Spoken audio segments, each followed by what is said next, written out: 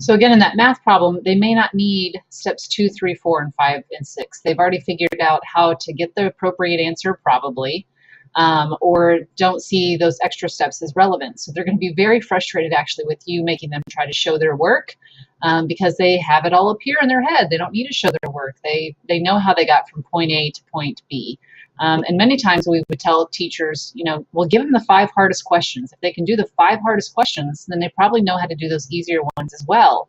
So rather than making them work through 30 things, give them the top 5, the top 5 hardest questions, and see to go from there. And although I understand the justification for showing work, is that the most important thing for them to do? And sometimes I would tell kids, yeah, you need to, just so we can see the thought process going on in your head, so that we can share strategies, so we can see if there's any little misunderstanding that's going on in there. But anyway, I digress. A smart student is going to want to learn it, step by step by step. What are the steps? And a gifted student can easily jump from point A to point B without those steps in between. As far as the level of interest and how they ask questions, those kind of go hand in hand. While your smart or high achieving student may ask a lot of questions and are interested, your gifted students are going to show this kind of intense curiosity about everything. And obviously language skills, things like that, are going to be more heightened. Doesn't mean that everybody who's gifted is also gifted in reading. So just because a student is gifted in math doesn't mean they're gifted in everything else. You're gifted in reading and gifted in everything else. So there are areas that students can be gifted in this one thing, but not in all things, which is also kind of a myth out there. This part is a standard chart that you can find lots of places over the internet that goes over the differences between high achiever and gifted learner. The one thing I want to reiterate again is the 1 to 2 repetitions for mastery of a gifted learner versus a high achiever needs 6 to 8. Which is still not that many. The research that I've done, your average learner sometimes needs between 17 and 32 repetitions to master a skill. So we're talking about lots of repetition for your average learner, where your gifted learner needs 1 to 2 repetitions. So what that means overall is that they've got it. And some of the behavior problems that we see, especially from gifted boys, is they're bored. They understand, they don't need this reiterated. In fact, gifted students a lot of times come to your classroom knowing 75 to 80% of the material already. So by continuing to work on this worksheet, do this thing, they already know this material. And so it can be difficult on a gifted learner to be in a classroom where there's just not enough challenge and push. And so the chart goes over some extra things. I will put in this chart inside your module resources so you can continue to look at it. But it is a good representation of really what are these differences, what are these nuances between high achieving and gifted.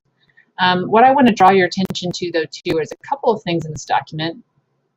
So one, there are underachieving gifted students, and I had those types of students in my program and in my classroom. We did have gifted students who could barely pass. And again, that's for a multitude of reasons.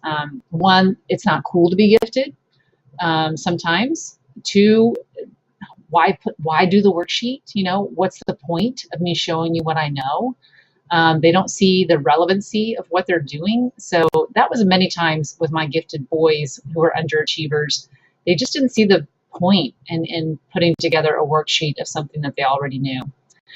Remember, again, just because you're gifted in one area doesn't mean you're gifted in all things. It also doesn't mean that you may not have a disability. So we call those students twice exceptional, meaning you could have gifted in, let's say, math and also autism spectrum disorder. You could have ADD and also be gifted in something else. So it's a possibility that you would have a student struggling in one area and gifted in another area. Oftentimes we do see some gifted students with poor attitudes or effort. And again, it goes back up to that idea of underachieving, where they just don't see the relevancy of it. Ooh, I'm going to sneeze, hold on. And then it goes further into some potential problems. So here are their strengths of a child being gifted, but then here's some of the challenges that come along with it. So oftentimes my teachers would say, oh, you get to work with gifted kids all day. That must be so great. And it was because they can attain information quickly. They do ask really great questions. They do have a large vocabulary. They do think critically. So there are these really cool things about gifted students.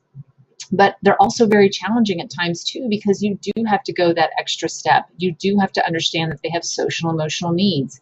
You do have to understand that they are just as far away from the norm as kids with disabilities and need kind of specialized attention.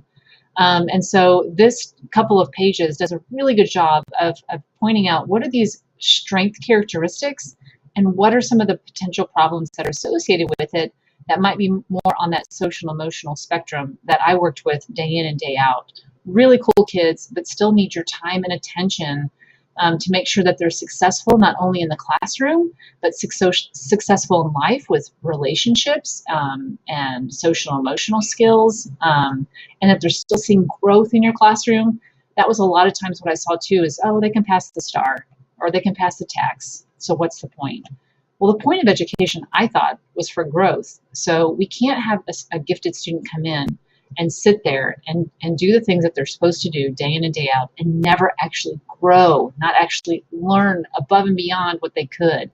So I challenge you as future educators to make sure that you're paying just as much time, effort, and attention to your gifted kids as you do with every other child in your classroom. So refer back to this. I'll post it inside Canvas for you. But refer back. It's a great resource, and it goes into more things than I touched on in this video today.